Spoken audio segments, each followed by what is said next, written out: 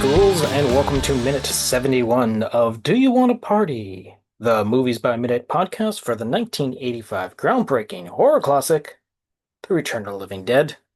I am your host, Troy, and unfortunately, due to a technical error, that technical error and being missing half a conversation as my microphone kept cutting out through the recording that I had done for this. Unfortunately, leaving it to the last minute means I'd have to re-record the whole entire podcast as a solo podcast. So this particular minute is going to start off with Freddy wailing and ends with a pop-up Freddy. The sequence itself starts off as we are in the middle of the aisle coming down between the pews. Closest to us, we see lying on the red carpet, Frank is lying on his side, his arms and hands bent at awkward shapes, his fingers twisted, white foam leaking from within his mouth as he lays on his side, shivering, his head quaking back and forth. His groaning matches along with Freddy's. Freddy, who is still behind him, leaning up against his girlfriend Tina in her lap. As we slowly track forward, Frank's screams start to die out as Freddy's become more vocal, but the pain etched in Frank's face matches the sounds coming from Freddy. As the camera pulls in even closer, Freddy cries out his statement of the amount of pain that he is in. His body in the same position as Frank's, with his fingers also bent like gnarled branches of a tree. Tina holds him closely, trying to comfort him, her breath coming in crying fits. Freddy then informs her about the amount of suffering that he is currently going through. It hurts more than you can imagine.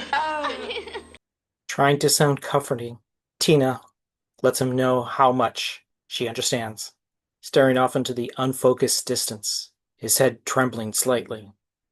A click of a choke comes from his throat, as his body seems to suddenly start to give up its hold on life. Sensing this, Tina desperately clings to him, pulling him closer than before.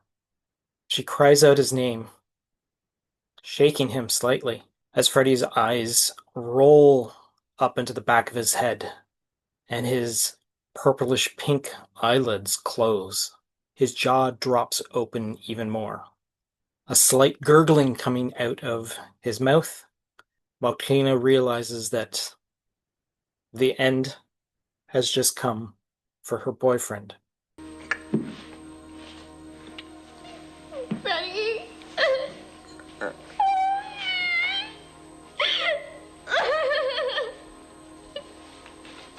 She tilts her head downward so that her forehead touches his shoulder. She tries toughly to hold back tears, but unfortunately cannot handle the amount of emotion that she's currently going through. Even more tears than before start falling. She cries out loud. She even brings her hand up to her own face. But unseen to her, Freddy's eyes open wide, a pink foamy substance leaking from his bottom lip. She brings her face down to press against the side of his head. As a relieved sigh escapes Freddy's mouth, she softly gasps at the realization that he's actually still there. He slowly starts to turn himself in her arms, no longer shivering, to face her. He then relays to her the situation that would make things so much better. I can finally see one thing. And one thing only that can leave this world with suffering. She inquires as to that solution. What, Freddy? What? And then, as his hand slowly comes up underneath hers, he grasps her by the back of the head and pulls his head forward. As he moans loudly, his desire to feast upon her. Live. As he lunges forward, Tina is slightly able to carry his momentum forward to roll him away from her as she screams. Suddenly having the ability to move again, Freddy loses his footing slightly and rolls to the ground, allowing Tina to stand up from her current seated position. And as Freddy rushes to get back up onto his feet, he lunges towards her, only to have had Tina already rounded several aisles of pews to where Frank himself has gotten himself to crawl towards a seated position in the second aisle of pews. The entire time, Tina screams in protest at Freddy's advancements towards her, and while 3 rows of pews stand between them, he growls angrily at her, more of the white foam leaking from his mouth as they both dodge one way and the other to try and ascertain to which direction the other is going to take, in a sort of cat and mouse maneuver. Heading to the very left side, Freddy follows her. Then she heads to the right side. Freddy follows her again, as he is stalking the prey that she is, screaming the whole entire way, trying to judge what her next maneuver should be. Then suddenly, deciding to hurtle himself over the pews, he dashes up and over the seating in front of him, lunging towards his screaming girlfriend. Suddenly, Tina dives down to the ground and picks up a giant weighted post that she, with all of her strength, hurls at Freddy, catching him midsection. And as he's in the middle of stepping between pews, makes him stumble backwards violently, knocking over the pew behind him, tumbling to the ground. Tina backs herself up against the actual doors of the chapel, which suddenly fly outward and open as Bert, Ernie, and Spider appear between them. Quickly dashing in forward, they quickly try and observe the situation, just as Freddy, mouthful of foam, suddenly pops up in the foreground. And that's where we end this minute. We are dealing with a most dramatic part of the movie where we have the loss of basically Frank and Freddy right now as they succumb to the trioxin poisoning, turning them into the living dead. Now, the nice dramatic use of the slow-mo camera that technically not really a slow-mo, it just extends a couple of the frames and all that sort of thing to get that sort of dreamy fluid motion as Freddy draws himself up to attack Tina and whatnot. But again, as we can witness the when we first see like the close-up on James Karen, the amount of detail in that gray and purplish pink makeup that he is adorning his face and all that sort of thing. And again, the way that his hand is held at such like an almost like painful angle as he shivers, which he's been doing fantastically this whole entire sequence of the movie. It's all him playing up because he doesn't have a lot of lines about this situation because it's all Freddy referring to what's actually happening between him and Frank and all that sort of thing. But James Karen is doing a fantastic job selling the amount of pain he is just by his physical presence and how the look on his face and his shivering and like I said, the way he's holding his hands and whatnot. Then Tom, again, his delivery, the change of voice between the last of what Freddy is to the undead Freddy is fantastic. Just like all of a sudden, like that, there's that, like I said, that in the description, there's that little click in his throat that signals it, and when his eyes then roll, like pop back open and all that sort of thing, it's almost like you can see the difference between the lights going out and the lights coming back on between the difference and all that.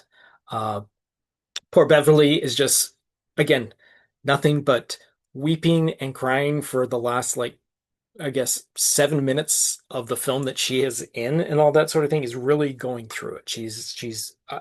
I mean, the actress has got to be completely exhausted because for however long it takes to film these scenes, she's in constant cry mode, or screaming or yelling at someone and all that sort of thing, being a very vocal woman, with reason too. It's the situation that she finds herself in. She doesn't trust anyone. She blames everyone for having done this to Freddie, even though he had admitted that it was him and Frank that had basically started this whole entire thing. So there was no one to blame but him, or at the very least Frank.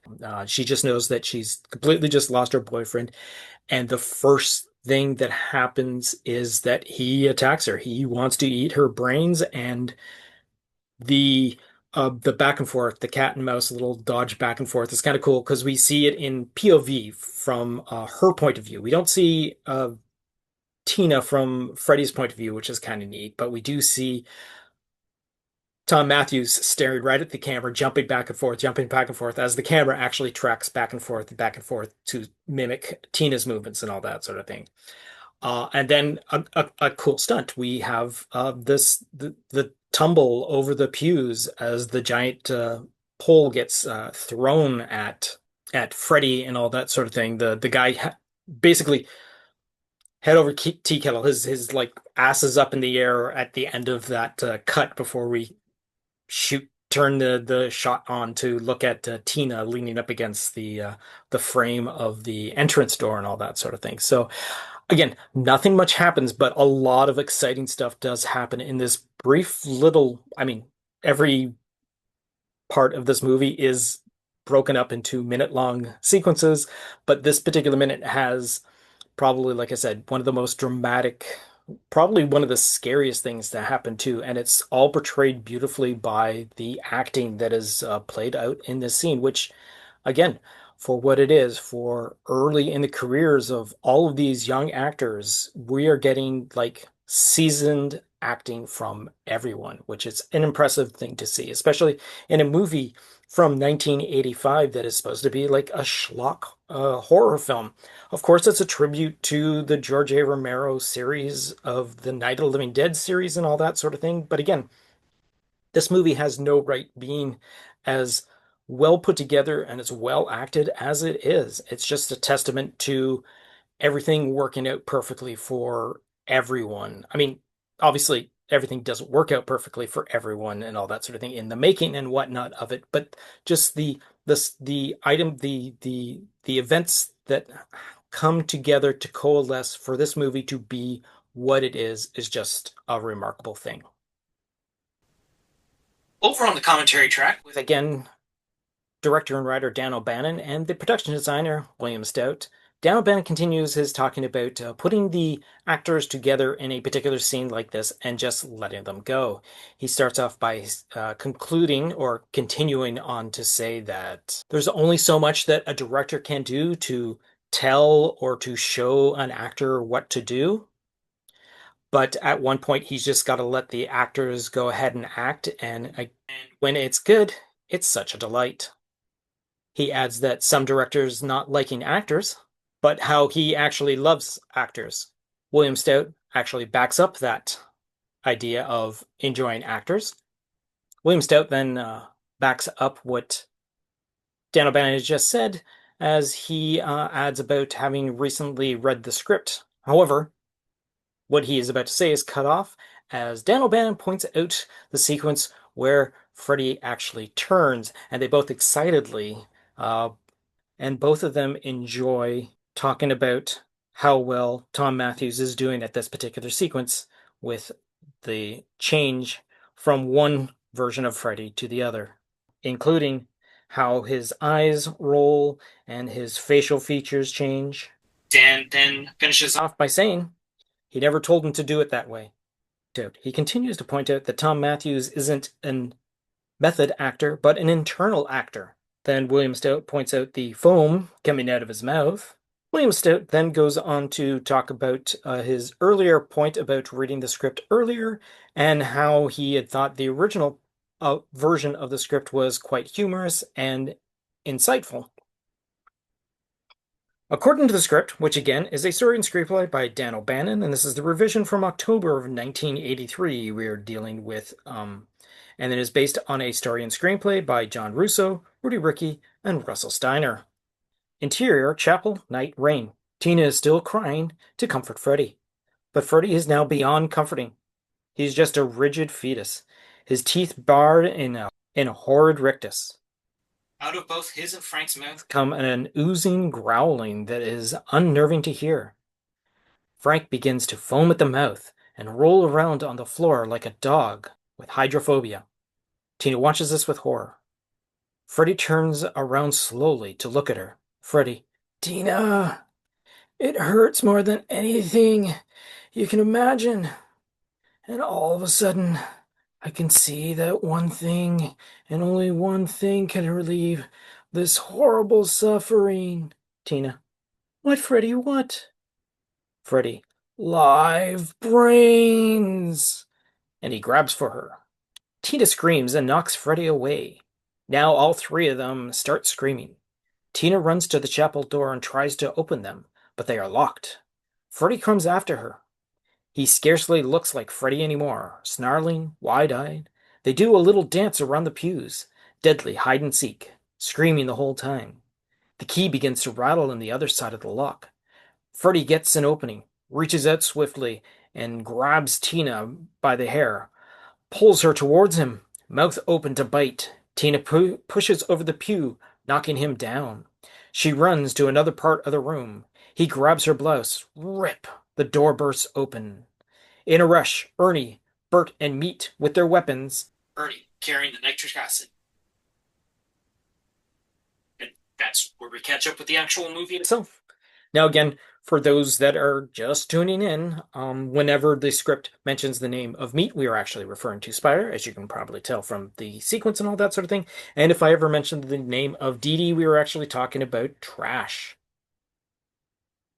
All right, so that's going to bring us up to the work print comparison, where we take the actual, when you're done filming a whole entire movie and you bring all the scenes that you had shot together into one giant version, you then dwindle that down and edit out what you don't need until you get down to your final version of the movie. So for this particular minute, we're dealing with minute 70 to 71. In the work print comparison, we are actually dealing with minute 83:17 to 84:51. So we actually have quite a little bit more extra in the sequence. And what it is it's interesting to see that to begin with, we have the same truck in shot to go over top of Frank to see Freddy and Tina have that little thing. But when we cut to the close-up shot of Freddy, the actual sequence is a different, actually, it's the same lines, but it's delivered differently than the final version. It's kind of neat. We see Freddy turn a little more quickly in this, plus he also has more of a smile on his face when he comes to. But that's not the best part.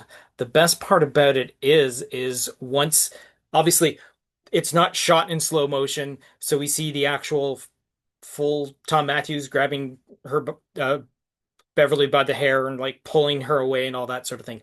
But the nice thing is we get more of the actual sequence between what we actually see. So as she pulls as she throws Freddy off of her, she actually runs over to the side of the room and actually stands behind the actual podium that, where the priest says to say his eulogy or whatever and all that sort of thing. And then Freddy runs up to meet up with her at that point and they dodge back and forth. She pushes that forward and then dashes off towards the back of the actual chapel itself at a point. She goes between pews, trips around, and then hits up at the door to find that it is actually shut.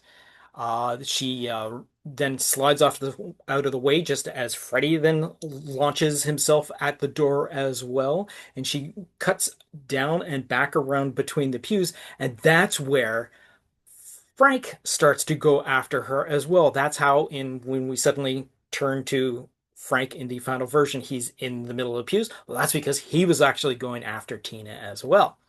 As in the script, Freddy does catch up to Tina and tear at her clothing, but he actually pushes her back to the point where they were at the beginning of the sequence, and he's leaning down on top of her. They have a really great close-up of a very dark, heavy, black-lipped Freddy yell, and all this saliva and foam just ooze out of like shouts out of his mouth as he screams at her, and she's able to put her feet up against his chest and kick him off of her, knocking to the ground. She then runs to the back, and that's where we have the little. She runs to the back of the chapel, and that's where we have the little back and forth, the cat and mouse sort of thing, and all that. But just as Freddy is about to leap over the pews, she actually looks around and actually picks up one of the folding chairs that is leaning against and throws it at him. He bats that out of his way as he moves forward, and that's when she then picks up the metal pole and tosses him at him. So we have a very huge action sequence for especially Tina in this particular sequence and all that sort of thing that unfortunately gets completely cut off. I understand why you just want to get to the point at this point in the movie. You want to keep moving all that sort of thing, but it's kind of you see the extra footage of these actors pulling off this very kinetic, very high energy scene. And again, poor Beverly is screaming almost every single sequence and all that. Tom Matthews is also like growling and yelling and all that sort of thing. So it's just a nice little extra bonus to see from the movie itself. And like I said at the beginning of this particular episode, this is going to be unfortunately a short one with no other co-host to help bounce a lot of things off of. I basically tried to make it as lively as a conversation, get you in and out nice and quickly, because I know how boring it could be when there's no one else for you just hear one voice going off constantly about one particular minute of a movie. But first of all, I'd like to thank you, audience, because you're the reason why I'm still doing this. I mean, if there were no numbers at this point, I'd probably have given up on this a while ago, but I'm actually really enjoying this process and all that sort of thing. Please stick around. We've got some exciting stuff coming up. I've got some future, very special future guests coming up, so please keep your ears peeled for that. Wherever you are, make sure that you basically either like, rate, review, the stuff that you hear at the end of the credits that you probably don't even listen through and all that sort of thing, because unless you haven't and you've also missed out on a bunch of like edits, outtakes for the show for all this time.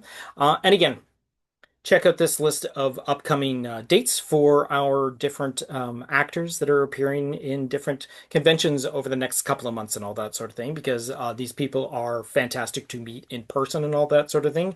The few that I've actually had on this podcast are just fantastic to interact just through over Zoom alone, so it's kind of fun to get a chance to be able to see them in person and whatnot. So be sure to check them out at on October 17th to 19th. Scarefest Weekend 17 in Lexington, Kentucky, where you'd be able to meet the entire cast. On October 24th to 26th, the Living Dead Weekend, being held in Monroeville, Pittsburgh. You'll get to meet the entire cast, unfortunately minus Leanna Quigley, as well as other Romero-verse actors, as the convention takes place in the Monroeville Mall, the location of the original Dawn of the Dead. November 8th to 9th, Memphis MonsterCon in Memphis, Tennessee, where you'll be able to meet Linnea Quigley and Jewel Shepard. November 15th and 16th, San Antonio Fear Fest, San Antonio, Texas, where you get to meet Alan Trotman, as well as Return of the Living Dead Part 3's Melinda Clark. November 22nd to 23rd, Days of the Dead Chicago in Chicago, Illinois, where you'll be able to meet the entire cast. December 5th to 7th, Days of the Dead, Indianapolis, Indiana, where you'll be able to meet the entire cast. And like I said, thank you, audience, for being here. Stay tuned for some upcoming stuff. We are coming up to the end of spooky season, but I guess with a movie like this, it's going to be spooky season for a couple more months, which is always a fun thing to say. And on that note, I got nothing else to say, but see you next Wednesday. You've just been listening to a Planet Geek production of Do You Want a Party? A Movies by Minute podcast of the 1985 The Return of the Living Dead. Please be sure to subscribe, download, comment, share, rate, and review. Be sure to follow us on our social media platforms: Facebook, YouTube, TikTok, Tumblr, or Letterboxd. Search for Planet Geek Productions. X, former Twitter, Instagram, and Blue Sky, search for Planet Geek Pod. Or send us an email to planetgeekpod@gmail.com. Our closing music is provided by Night Chill. See the show notes for more details. Once again, thanks for tuning in, and farewell, fiends.